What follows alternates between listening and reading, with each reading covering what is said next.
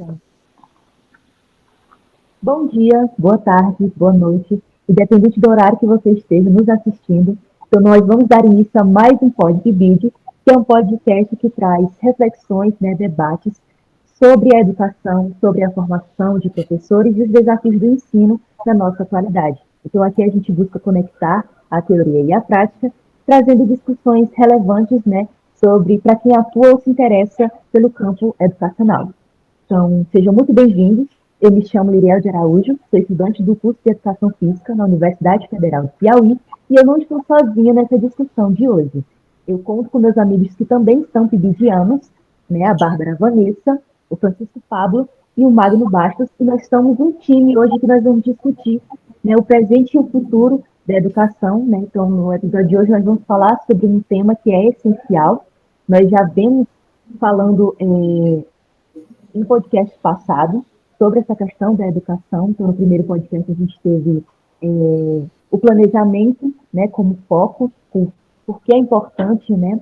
No segundo a gente teve a questão da introdução da tecnologia e utilizando como é que a gente pode utilizar as suas ferramentas para potencializar esse aprendizado em sala de aula. O terceiro e o quarto se complementando, né? O método de projeto, trazendo essa autonomia para a sala de aula, transformando a sala de aula em um laboratório de ideias. E o quarto podcast trazendo justamente os princípios aí para justamente a gente transformar esse aluno em produzir o seu conhecimento e transformar e instigar essa questão do pensamento crítico e reflexivo. E o quinto, a gente teve essa diferenciação na avaliação e no exame e o significado, né, da representação social do sistema educacional que é passado aí de geração em geração. A gente tem uma herança em relação ao ensino, né, desde o passado até o presente, e hoje nós temos como embasamento teórico o texto da autora Vani Moreira Kinski, que é doutora e mestra em educação e atualmente ela é diretora.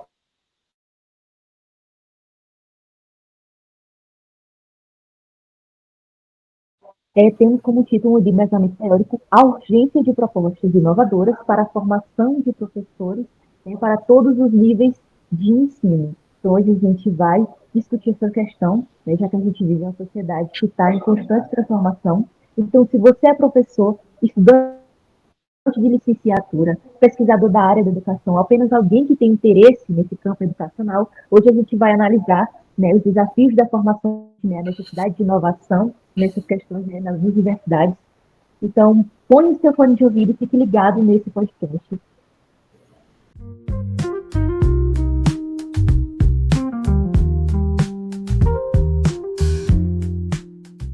Pois bem, continuando, né, como eu já falei, nós temos como embasamento teórico, né, a urgência de propostas inovadoras para a formação de professores para todos os ensinos. E, inicialmente, a gente vai justamente discutir essa questão dos desafios na formação de professores. Né? Porque a gente sabe que a formação em nível superior, ela foi requisito, tem como requisito lecionar a educação básica, ela tornou-se uma exigência a partir, né, da Lei de Diretrizes e Bases da Educação Nacional, e isso gerou, né, uma proliferação de cursos, né, de qualidade, só que esses cursos, mesmo sendo de qualidade, eles ainda trazem uma carga tradicional, como a gente também já viu em questão de discussões em podcasts passados. Essa questão, né, do sistema educacional, novo modelo, né, de educação, ele foi imposto ali no século XVI, né? Então, olha só, o século XVI para o ano de 2025, né, para esse, no século que estamos vivendo, o século atual que nós estamos vivendo, ainda se mantém esse método tradicional. Então, é importante a gente refletir e começar a pensar em propostas inovadoras, né? Porque olha só o título, a urgência de propostas inovadoras, ou seja, é necessário a gente pensar, a gente refletir sobre novas propostas para a formação docente, né? Porque, enfim, nós estamos lidando com pessoas. Então, é importante a gente acompanhar essas mudanças que também nos envolvem nesse contexto social. Então, a partir disso, né, a partir, né, dessa introdução que eu já dei, eu convido os meus colegas também finidianos e tenho essa curiosidade, juntamente com vocês que estão nos assistindo, em saber sobre o que é que eles pensam em relação a essa questão de desafio na formação dos professores e essa questão da urgência de Bom, pessoal, boa tarde. Eu me chamo Francisco Pablo, sou aluno do curso de Educação Física da Universidade Federal do Piauí, né? Assim como meus colegas também sou pibidiano. Bom, e assim, quando nós falamos dessa urgência, né, como a Leiriel trouxe, essa questão da temática que nós vamos abordar hoje, quando nós falamos dessa prática, né, dessa inserção da tecnologia, dessas práticas inovadoras, nós temos as questões dos desafios, né, assim, que nós vivenciamos hoje em dia até na formação superior, né, são os desafios, tem os pontos positivos, seus pontos negativos. Bom, e aí assim, podemos destacar tanto os desafios quanto as oportunidades no contexto de educação, né? Ainda mais na educação contemporânea que vivenciamos hoje em dia, com esse avanço tecnológico, essa globalização. Bom, e aí também tem a questão da importância, né? E a estrutura da formação, por exemplo, em relação à fragmentação existentes, né? E a falta de alinhamento com as demandas reais da sociedade que nós temos hoje em dia. Bom, e aí também podemos falar um pouco sobre a valorização do uso, né, da tecnologia, reconhecer o potencial que a tecnologia hoje, né, tem de romper as barreiras físicas e temporais. Até porque, por exemplo, nós estamos aqui hoje, né, abordando essa temática através de um podcast, e esse podcast vai ficar gravado e disponível, né, para quem quiser acompanhar, independente de quando vai querer acompanhar, ou então de quando vai ter acesso a essa informação, a esse podcast. Bom, e também temos a questão da reflexão, né? Podemos trazer a reflexão sobre a necessidade da formação ética, até porque temos esse avanço da tecnologia, temos essa globalização, mas como lidar com isso? Né? Como lidar com essas práticas inovadoras, como trazer essas práticas inovadoras para manter uma ética dentro da educação, assim também como uma ferramenta na formação desses alunos, pois é uma questão que transcende, né, transcende a simples transmissão de conteúdo. Bom, pessoal, eu me chamo Magno Bastos, também sou aluno do sexto período de Educação Física da Universidade Federal do Piauí. Inicialmente, dando continuidade à fala do Bibidiano Pablo, irei começar falando primeiro da questão da importância da formação docente. Existem evidências substanciais que indicam que professores mais preparados para ensinar são mais bem-sucedidos e confiantes com seus alunos do que aqueles, né, que estudaram pouco ou quase nada para se tornarem professores. Também vale a pena ressaltar a questão das vivências proporcionadas pelos bons cursos aos futuros professores, né? Esses professores que irão atuar nos momentos posteriores com seus alunos, né? Essas vivências que vão ter grande importância na sua formação e desempenho, né? Durante a sua prática. E esse fluxo contínuo, com os alunos bem formados, terão melhores condições de serem bons professores e garantir aprendizados mais significativos, né, aos seus estudantes, superando os desafios e as necessidades da sociedade contemporânea, né, como o Pablo havia bem falado. E é necessário, né, pessoal, em uma sociedade ágil e de plenas mudanças, a formação de professores, ela ser flexível e dinâmica, né? Não ficando preso a apenas a questão da fala, a transmissão de conteúdos apenas de disciplinas específicas, né?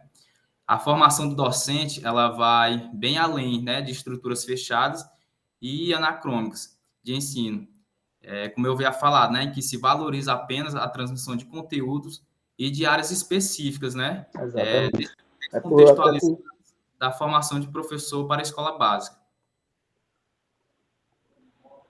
Exatamente. Até porque, assim, né, tem essa questão, como a gente fala, tem a questão da formação continuada. Então, são situações que, assim, a tecnologia, ela não vai ela sempre tem esse avanço e nós vamos sempre ter que lidar com ela, né? Até porque essa globalização e essa implementação dessas tecnologias, dependendo da forma como o professor usa, e dependendo justamente dessa base de formação que ele teve, ele vai ter essa maior facilidade para lidar e usar da maneira mais eficaz, né, no auxílio do ensino-aprendizagem do aluno. Justamente, Pablo, justamente também Magno. Deixa eu me apresentar logo para vocês. Meu nome é Bárbara, também sou pibidiana do curso de Educação Física. Atualmente estou no 5º período. E também, além desses desafios que a gente pode ver, esses desafios eles vão requerer algumas transformações reais nessa educação, onde elas só podem acontecer quando esses responsáveis por esses processos também mudarem suas abordagens. E é aqui que a gente vai encontrar um ponto muito essencial nessa discussão de hoje, desse podcast que a gente está fazendo, que vai ser justamente essa questão de quem vai educar o educador, aonde esses professores que formam novos docentes vão desempenhar um papel fundamental nessa inovação dessa educação. No entanto, a gente pode perceber que um desses principais desafios hoje vai ser essa grande parte de professores universitários ainda utilizarem essas metodologias tradicionais e pouco interativas, baseando exclusivamente nessa exposição oral e nessa reprodução de conteúdos teóricos. E isso vai acabar criando um ciclo vicioso, onde esses professores universitários não vão utilizar essas metodologias inovadoras, onde esses futuros docentes também não vão aprender a aplicá-los, e isso vai resultar onde quê? Onde muitos licenciandos vão concluir os seus cursos sem nunca terem vivenciado uma aula baseada em metodologias ativas, ou ensino híbrido, ou algum tipo de aprendizado baseado em novos projetos. E a gente pode também ver que alguma dessas formas de transformar essa realidade vai ser essencialmente nessa formação desses professores universitários, é atacar justamente essa raiz do problema, entre aspas. E isso vai significar também que essas universidades vão ter que fornecer essas capacitações contínuas, incentivando também essas práticas pedagógicas inovadoras e também promover esse uso da tecnologia, como o Pablo já disse anteriormente, só dando esse trechinho, como essa aliada do ensino. E outro aspecto também muito importante vai ser essa necessidade de maior interação entre essa academia e a realidade das escolas, o pé da escola, o pé de chão, onde muitas vezes esses cursos de licenciatura eles vão ficar distantes do cotidiano escolar, onde a gente vai poder tornar essa formação docente um processo isolado dessa prática real, dessa vivência que realmente é aquilo, onde a gente está vendo essa realidade. E para resolver isso, eu acredito que vai ser fundamental que essas universidades devam fortalecer as suas parcerias com essas escolas e promover mais experiências práticas para esses licenciandos, onde possa permitir que eles possam experimentar essas diferentes abordagens de ensino antes de entrarem definitivamente no mercado de trabalho. A gente pode ter um exemplo disso no nosso próprio PIBID, onde a gente vai estar inserido nas escolas futuramente, baseado também nessas novas formas de ensino, nessas novas metodologias ativas de ensino. E a gente também pode trazer uma questão muito importante, que como a gente vai poder garantir que esses professores universitários vão estar preparados para essas formações docentes mais inovadoras e adaptáveis às demandas da sociedade? É um questionamento que fica, não é? É verdade. Até porque, assim, né? Como tu falou, essa questão do PIBID, por exemplo. O PIBID é um projeto que proporciona, por exemplo, a nós, né, discentes, né, de um curso, de um certo curso, ter essa vivência. E aí entra justamente nessas propostas inovadoras, porque a gente pode considerar que nós vamos ter aspectos estratégicos dentro da educação básica e que vão auxiliar nessa nossa formação do ensino superior. Sim, sim, muito bem, Pablo e Bárbara. É um ponto muito importante, né, que a Bárbara levantou inicialmente na sua fala, foi a questão quem educa o educador, né? Ela falou da importância das mudanças, né? Essas mudanças que devem ser feitas inicialmente pelos discentes, né, das universidades, principalmente aqueles discentes que educa professores, educa pessoas que serão futuros professores, né? E esse é um ponto estratégico que a própria autora ela traz no texto, né? Quase não observado, né? Mas essa mudança da ação do docente universitário que atua nos cursos superiores é importante haver essas mudanças. É preciso, né, que esses docentes universitários sejam formados e assumam novas práticas e estratégias de ensino que possam fazer diferença na formação de professores. Essa formação, né, que inclui sobretudo, a incorporação de valores, os mesmos desejados para a atuação daqueles professores que irão atuar na educação básica. E nesse sentido, a gente pode considerar que o ponto mais frágil não está em seus conhecimentos, né? Não está no conhecimento teórico, mas sim em suas atitudes, né? E, sobretudo, nas didáticas e práticas que utilizam para ensinar. Até porque, assim, a gente pode levar, né, tipo, baseando no que você disse, a gente tem como base aquele conhecimento de que a nossa formação, ela advém justamente da experiência também, né, dessa experiência e essa influência na formação, ela se dá justamente nesses docentes do ensino superior. Então, assim, essa mudança, a gente tem que essa mudança dessas metodologias, né, dessas práticas inovadoras, elas devem advir justamente desse ponto inicial, que é o ensino superior. Para poder, mais lá na frente, a gente ter frutos e aí, a partir disso, conseguir, né, moldar da melhor forma o processo de ensino e aprendizagem para facilitar, né, considerando justamente as individualidades dos alunos, professor, como nós, por exemplo, como futuros profissionais, ter essa maior flexibilidade e essa maior sensibilidade para conseguir identificar e solucionar, ajudando justamente para que o aluno tenha a maior facilidade nesse processo de adquirir, nesse processo de autonomia, de aquisição do seu conhecimento. Justamente isso, essa questão de, como a própria autora fala, né, como o Magno falou, vocês bem bateram nessa questão de essa mudança não cabe somente na metodologia, mas sim também numa nova adoção de postura em relação aos docentes ali que estão à frente de, nesse processo de ensino e aprendizado, né? E como a Bárbara mesmo falou, nós temos essa experiência até mesmo dentro do próprio CIBID, e esse tipo de experiência que a gente tem, justamente de refletir, de conversarmos e termos essa vivência dentro da universidade, né, e de saber, de mesclar essa convergência de universidade e escolas ali no pé de chão da escola e dentro da sociedade, né, essa junção de entidades vai acabar nos ajudando justamente nessas questões e nessa criação de novas propostas, porque, como o próprio título do artigo fala, é urgente, ou seja, é necessário que a gente se adapte, que a gente pense nessas novas propostas, né? Então, quando os professores, eles não é deixar de lado os métodos tradicionais, né? Que a gente já viu também nos vídeos, nos podcasts passados, né? Nos podcasts passados, que o sistema educacional ele foi imposto ali já no século XVI e até hoje a gente propaga esses modelos tradicionais, né? Até hoje, docentes universitários propagam essas metodologias que ficaram lá no passado, só que não é mudar, né? Muitos docentes universitários têm a sua posição, né? Mas sim ressignificar essas metodologias, né? Trazer novos significados.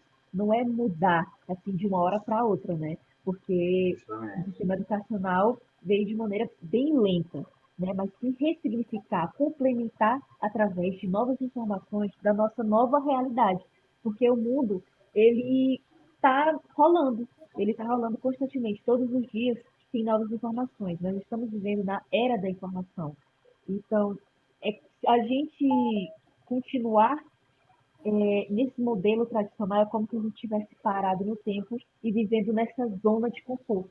Então a gente tem que sair, por mais que seja difícil, por mais que seja um pouco também incômodo, né, pensar nisso, né, a gente tem que sair dessa zona de conforto e nos adaptar, né, e expandir essas novas propostas. E justamente esse tipo de coisa que a gente está fazendo mesmo no PIBID são vivências que a gente tem nas questões de ensino e aprendizado. Esse investimento que tem nas tecnologias, não adianta nada investir nas metodologias, mas também não saber como aplicar. Então, se a gente tem essa experiência, como o Pablo falou, a gente tem essa experiência nessa vivência, né, como docentes em formação, quando a gente chegar em uma sala de aula, a gente também vai poder propagar isso, né, de maneira ressignificando os modelos tradicionais. Justamente. E aí, assim, Miriam, é até importante a gente falar também, né, tentando a tua fala, a questão das redes sociais que a autora também aborda, né? porque assim, podem ser utilizadas como um espaço dinâmico para conectar diferentes disciplinas, vamos dizer assim, em contextos educacionais. E aí permitir que os professores eles desenvolvam uma abordagem mais interdisciplinar e adaptada às demandas sociais, né? Às demandas individuais dos alunos também. Né? Quando usadas estrategicamente, essas redes sociais, elas podem ampliar o alcance da formação. Né? E aí, como a gente foi dito, justamente superando aquelas barreiras geográficas e conectando comunidades diversas, e aí, assim, justamente proporcionando essa maior diversidade também do conhecimento e essa maior ampliação, né, na formação dos futuros docentes, né, no nosso caso, por exemplo. Exatamente. E você vai falar, fale.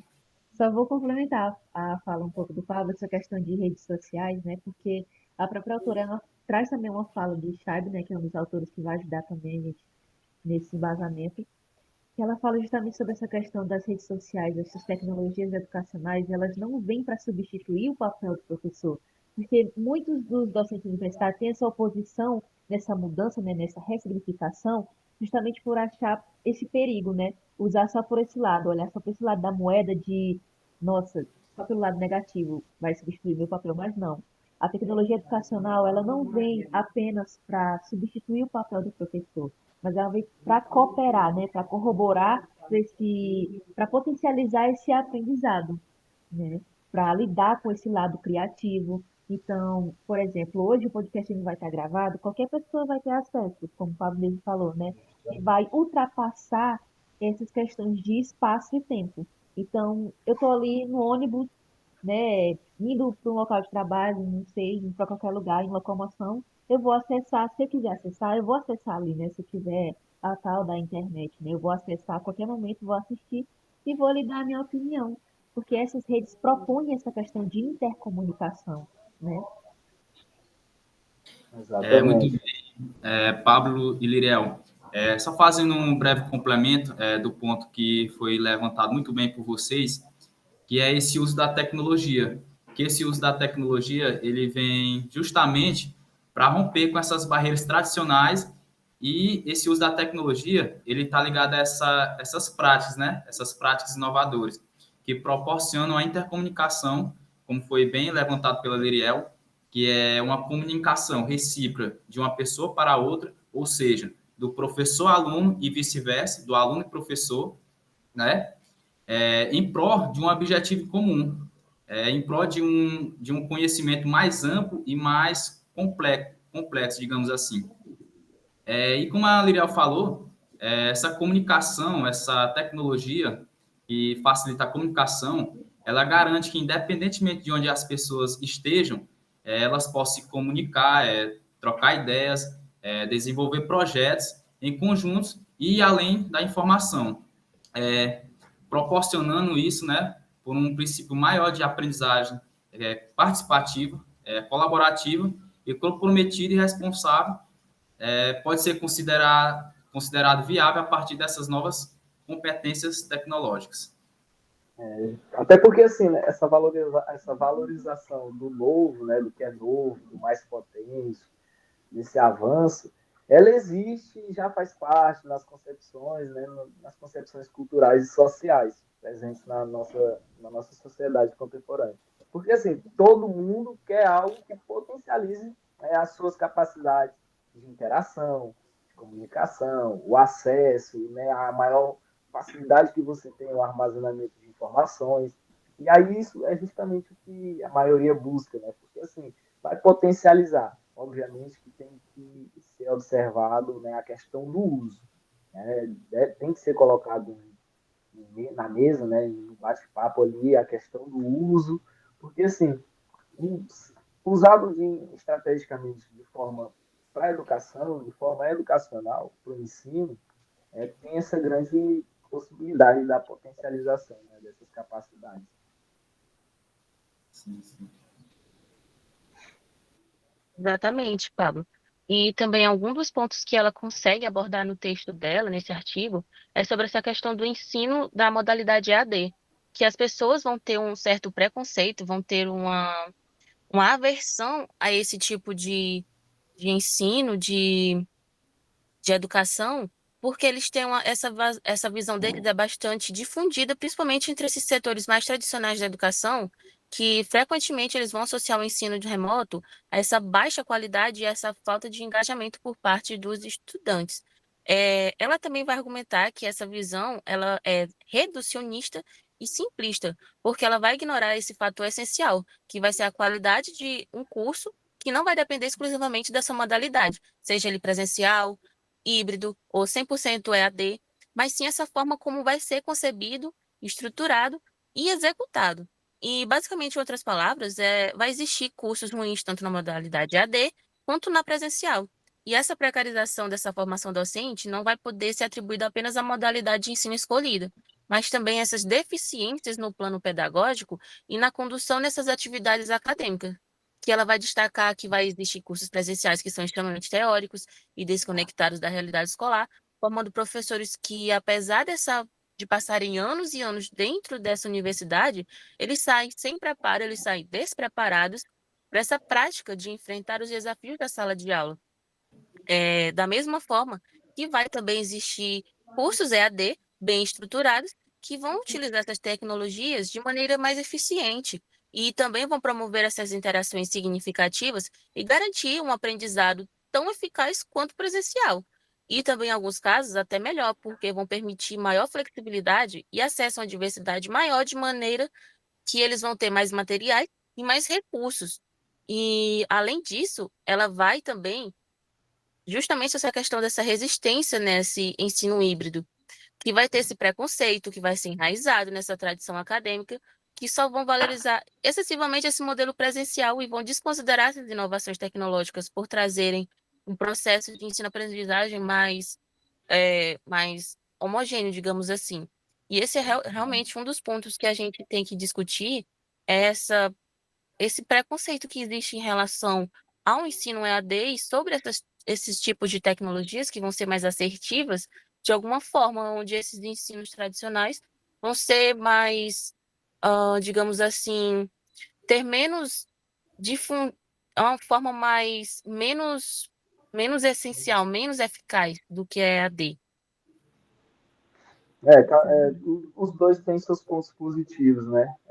Mas a gente fala muito mais justamente dessa formação de bons professores, né? Atrelada a essa realidade atual que nós vivenciamos. Porque, assim, essa formação de bons professores, ela depende disso. Ela depende também da educação acompanhar, da formação acompanhar esse avanço tecnológico, a globalização e tudo que acontece na sociedade, esses avanços da sociedade.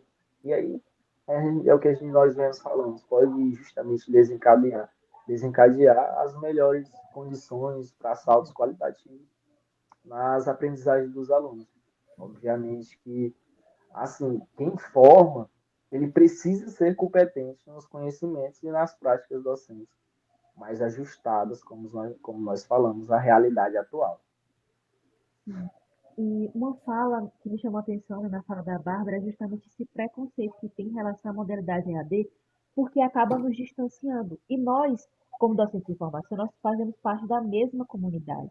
E a gente vai para os mesmos locais, assim, digamos, de trabalho, né? A gente vai lidar com pessoas, a gente está falando sobre futuro, né? E a gente, enfim, nesse processo de ensino-aprendizagem, a gente está unido. E se a gente quer que essas novas propostas elas sejam, né, aceitas, né, perante aí, enfim, as autoridades, né, o Estado, o governo, a gente tem que se unir, dar nossas mãos, porque nós sabemos que muitas vezes só uma voz, né, ela não é suficiente, assim, entre aspas, perante a sociedade. Então, esse preconceito relacionado às modalidades EAD vai acabar até nos fragmentando, nos separando, sendo que nós fazemos parte da mesma comunidade, né? Nós somos docentes de formação que procuramos a evolução da sociedade e nós procuramos criar justamente pessoas, né, cidadãos reflexivos, questionadores, só que como é que a gente vai ter força, né, ter voz, justamente para criar essa essa questão de sociedade de pensadores, pensadores críticos, sendo que nós estamos nos separando, né, tendo esse preconceito. E tem até mesmo uma crítica que a autora Eva traz, que ela fala que por que que nos grupos de pesquisa há professores e discentes universitários de diferentes universidades e por que não que é, os discentes, né, de modalidade EAD, os melhores, que estão ali interessados nessa questão de projeto, por que não incluí-los nesses projetos de pesquisa? Por que não a gente conversar, né? Ou seja, essa convergência entre professores, independente da modalidade, né, esse docente de formação, entre docentes, discentes e a sociedade.